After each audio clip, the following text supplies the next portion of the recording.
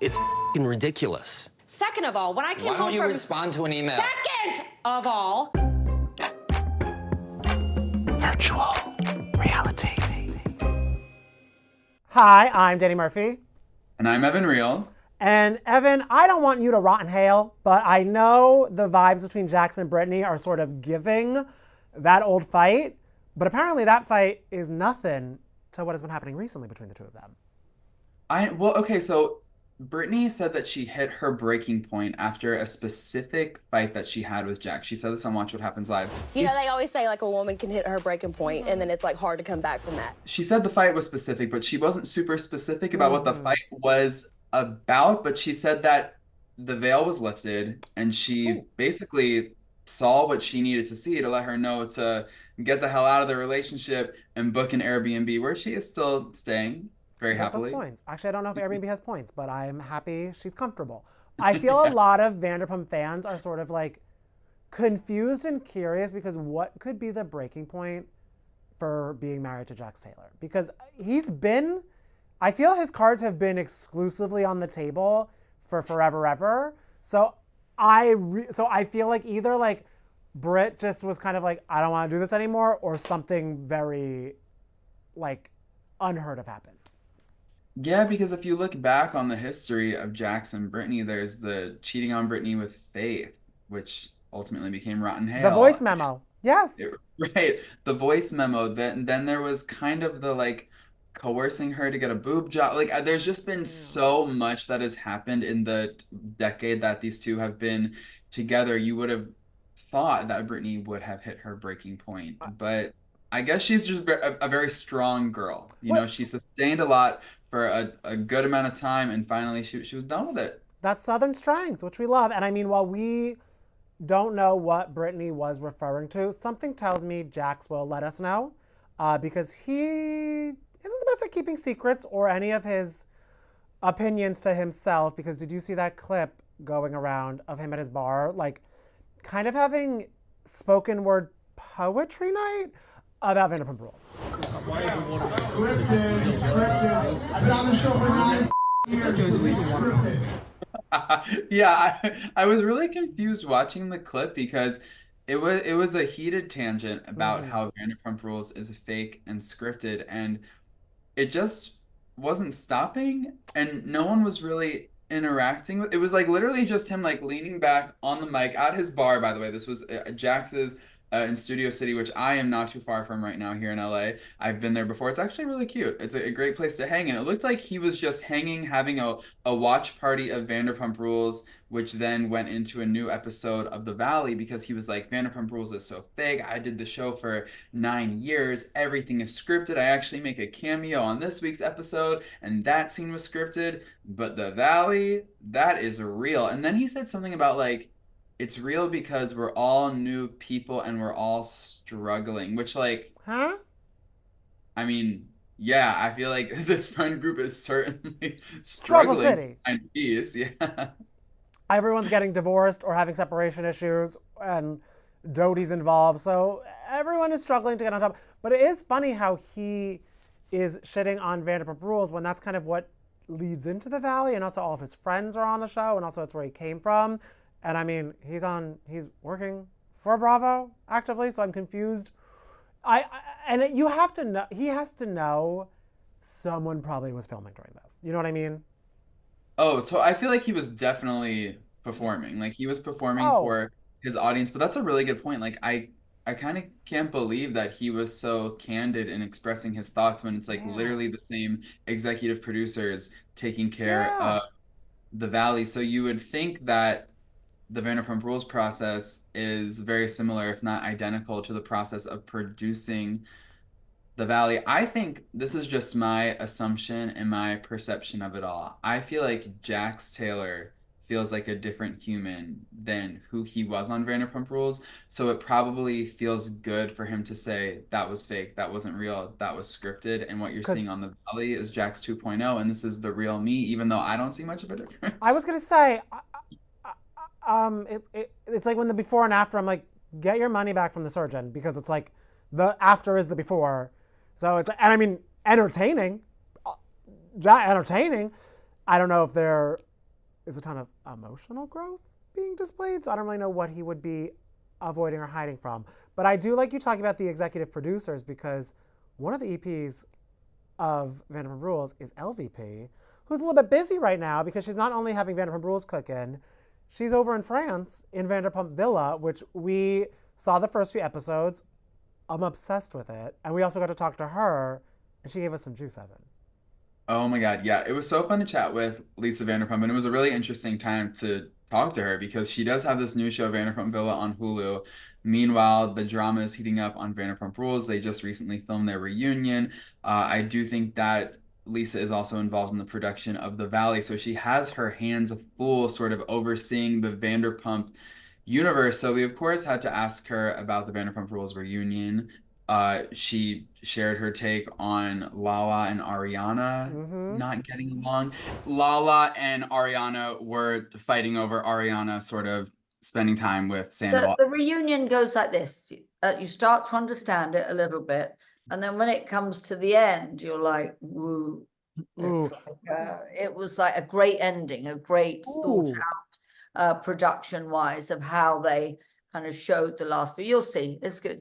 And do you feel at the end of the reunion, we'll understand now why Lala's wasted no time letting the world know about how she feels RE, Katie, and Ariana, not really vibing with them at all? I don't think Lala ever wastes any time letting anybody know what she feels, which is kind of why we like her. I've always been a big proponent of supporting Lala. I think Lala and James Kennedy have just been a great addition to that show. Do you think that Ariana and Lala have what it takes to mend their friendship? Do you think there is potential for them to make up? Have you seen how those dynamics change? And I feel like people are getting a little bit confused about her explanation. So Danny and I kind of want to like break it down. What we think, and Lisa explained to us that there was a discussion about Tom Sandoval's mental health struggles in the wake of Sandoval when the world was coming down on him. And so he opened up to Lisa about having suicidal ideation, which hit close to home for Lisa because her brother took his own life back in 2018. And so what I think, Danny, and tell me if you agree, I think that Lisa and Lala were speaking out in support of Tom Sandoval. Like, let's extend some grace as he's going through this mental health stuff. And I think Ariana was not feeling that. It seems like they were kind of like, I think they also wanted to, because we know how Lala can get.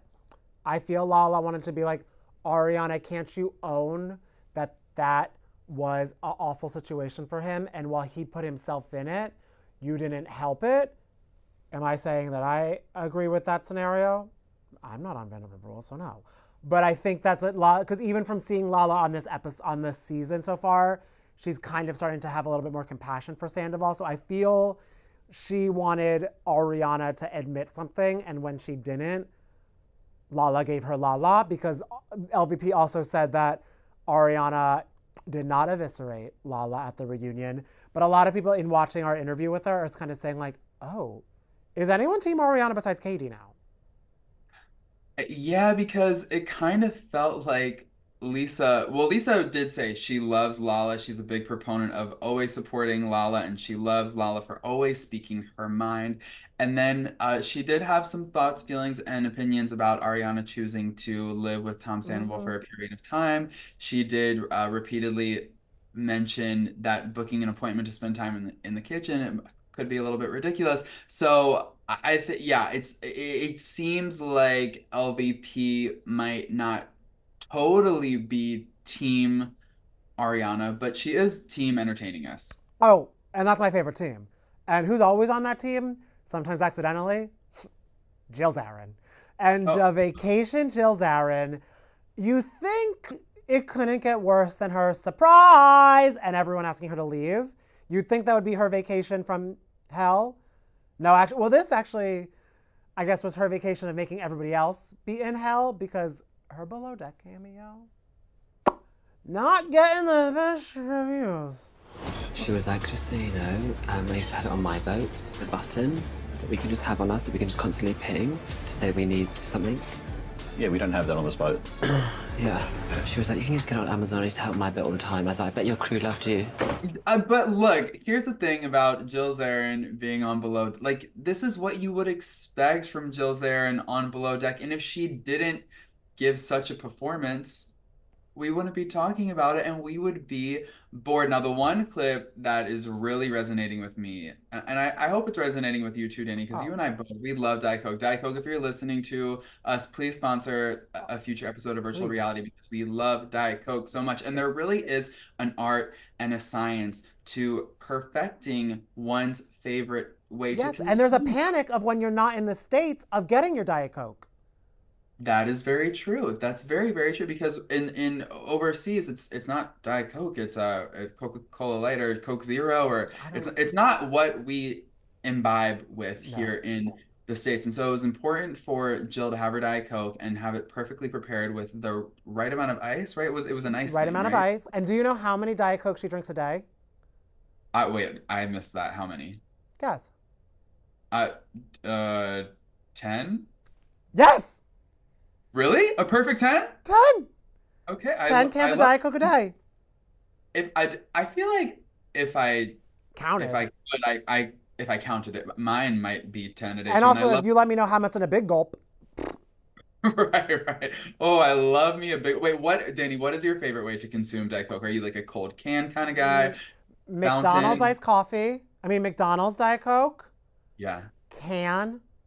The little bottle, because then I feel like I'm like Emily Ratajkowski, where I'm like, this is helping me lose weight. And then the plastic. Yeah, I want that plastic off the sofa. Yeah. I don't love a plastic bottle. No, I don't. Yeah, I love a cold can. A cute, chic, European-looking bottle is great, but fountain is definitely... With a little lemon wedge, too, if you want to be fancy. Yeah, so good. But yeah, so she's getting in a lot of heat, and I also... I'm kind of obsessed because people have been screenshotting also, because you know how on Below Deck they send them like the charter breakdown and then like their request. Can I say hers isn't, the main emphasis is that she just wants Diet Coke. Tell me all her requests. So Juice, she wants orange, not fresh, a relatable queen, an American woman. She doesn't drink anything but Diet Coke. Under liquor, she says, I don't drink anything but Diet Coke on the rocks. Gary will drink whatever. But it's interesting because she doesn't drink, but she does like a mudslide with chocolate syrup on the glass. And she said TGI Fridays makes a great pre-made one with alcohol. She's telling people on like yachts to look for TGI Friday mudslides at a store. I don't know why people are hating on Jill Zarin, because you talking about Diet Coke and TGI Friday mudslides with extra chocolate syrup, like it's just endearing her even more to me. Like now I can't wait to see whatever show she's working on with Julia Hart. And my favorite, allergies, she says, I wish I was allergic to sugar. And now she said it. Now she said it. At least she said it. But, and also because, and we won't get into all of this, but one of my favorite, the other highlighted parts in speaking with her sugar, you know what she has every day at 3 p.m.? What? Hot chocolate chip cookies with cold milk. Same. My dream. This sounds like my dream diet. 10 Diet Cokes a day plus a 3 p.m. milk and cookies moment. Like, come on. Also, people on yachts, like, they'll request, like, Chandon or, like, you know what I mean, or caviar. She says specifically she doesn't want foie gras. She doesn't want caviar. She doesn't like fancy food. She just wants Diet Cokes, and probably she'll take Entenmann's in the microwave. You know what I mean? It actually sounds like a pretty easy lift for the Below Deck crew. I feel like they've dealt with worse. It's either an easy lift or I'm an awful guest everywhere because I'm like, that's my sheet. Yeah, right. I know. This is like kind of telling us a lot about ourselves. Yeah. Like maybe we need to work on ourselves, Danny. I mean, we'll never change, but I mean, the only person I think that could get us to change is Dorinda Medley. If she told me I can't bring Diet Cokes to Bluestone Manor, I wouldn't. I would not either. No, the Queen of Bluestone Manor graced us with some time via Zoom this week. She was promoting her partnership with Clorox, which we love. We love a working woman. She makes it nice. Yeah, she makes it nice. She said that she likes to wipe Bluestone Manor up and down with Clorox because she makes it nice. Other people make a mess. She did mention that of all the housewives who have stayed at Bluestone Manor, Sonia Morgan might be the messiest, which tracks. We love that for Sonia. But Luann is the cleanest. Luann is the cleanest. But of course, we had to ask her if she would want to maybe film another season of RHONY Legacy Girls Trip at Bluestone Manor, and she had a few fun ideas. She had a few fun ideas. I think one would get you guys very excited. I know it would get me very excited. Spoiler alert, it might make Aaron a little nervous. Yeah, basically, she was like, I want the new RHONY girls to come to Bluestone Manor. She was like, I would love to see how they would fare, which, Fair. yeah, I mean, that's intimidating language. But she also said that they could have a cute time there, which was obviously a not so subtle nod to Aaron Leachy's assessment of the RHONY Legacy Girls Trip season. RHONY Legacy, the Girls Trip. It was so much fun. The fans were obsessed with it. Would you ever host a Girls Trip RHONY Legacy at Bluestone Manor? You've done the regular Girls Trip I at Bluestone just said Manor. that to the interviewer 2 times before. I said I think my dream would to do. There's two ultimate girls trips I would love to do. I think we should do one on a below deck boat. Oh, Legacy on the water, I think would be so hysterical with the below deck cast. And I think we should bring the Legacy back up to Bluestone Manor because can I tell you the truth? I don't think they ever did enough up there.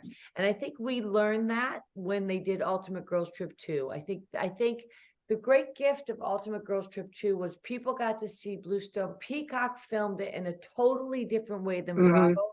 So people got a totally different perspective of what Bluestone Manor was and had, because we used it very microly on the show, on Bravo, but Peacock, they showed you all the outside, and we had, you saw that there was a lot more to offer than just, screaming at each other in a dining room. and I feel it was the perfect time of year too, where everything was just gorgeous and everyone was having a great time outside. That time of year. They'd been up there Halloween when it's kind of gloomy, or Christmas when it's snowy. So I think I really do think, I'm probably going to get in trouble for saying this, but here we go. It's page 6. I always felt like they underused Bluestone Manor because it's a film set and it's a character that the audience really did have a mad love affair with. Always. Totally. I think 3 things should happen. We should have a below deck Legacy. We should have a Bluestone Manor Legacy, and we should send those new girls up there for a night and see how they fare. Oh, wait, Yes. with you guys there? So just be the mixing of them all? Of us. We wouldn't want to overwhelm anybody. That would be so much fun. Hopefully, it would be a really cute time. Yeah, exactly. It could be cute. Yeah. And then, we were going to have Jersey up there, but unfortunately the house burned down. So they couldn't make it up. Not my house, thank God, but the house they were staying in burned down. Remember when the Jersey girls were going, when the rumor was they were going to go up to the Berkshires, everyone was like, is Dorinda hosting them? And I was hosting them. I was doing a whole dinner for them. Oh my God. Like for the show? Yes. And then what happened was 2 days before, the house they were staying in is burnt down. Oh my God. I'm so sad. Teresa was like, it's an almond. I was like, what? That's so Teresa. I don't know. Oh my God, we're not coming. It's an omen. We're not supposed to be up there. I think this partnership was so good because, I am all about hosting. I am all about cleaning. I am all about making it nice, but it takes a lot of work in a village to do it, So when this partnership came up, it seems such an easy fit because Len and I are constantly running the house. Like this weekend, for instance, we're going up. I always have 3 times a week, a whole team come. We literally empty out everything, wipe it all down. Now that Len has literally designated a whole place in the laundry room of all our Clorox products. It's like an homage to Clorox at Bluestone Manor now. I love it. Now, Dorinda. Yes. So, it's important for us. It's a real thing. It's not, it is. I must say, I always made a commitment to myself. And after Richard died, I said, if I could not keep the house as beautiful as we kept it together, I don't want it anymore. And part of that is keeping it spick and span, not only for bacteria, viruses and all that, but you get mice and stuff. As clean as my house is, the house is 120 years old, remember. So check that out, and also make sure you subscribe to the newsletter, because in tomorrow's send, we're gonna let you know why that talked about Real Housewives of New Jersey trip to the Berkshires didn't work out, and the kind of LOL reaction Teresa had about all of the going down. It made Dorinda laugh, and it made us laugh too. And it made us sad because Dorinda was supposed to host an on-camera dinner for the New Jersey gals for the show. And then, yeah, a house burned down and it didn't happen. But she's got the tea, so be sure to subscribe to the newsletter. And also be on the lookout for an announcement for our next live show at Chelsea Table and Stage on May 16th. Dorinda, she's going to be there, guys, and she's going to make it really, really nice. Mm-hmm.